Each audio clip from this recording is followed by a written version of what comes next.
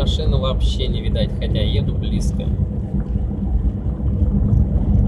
Вот и приходится ехать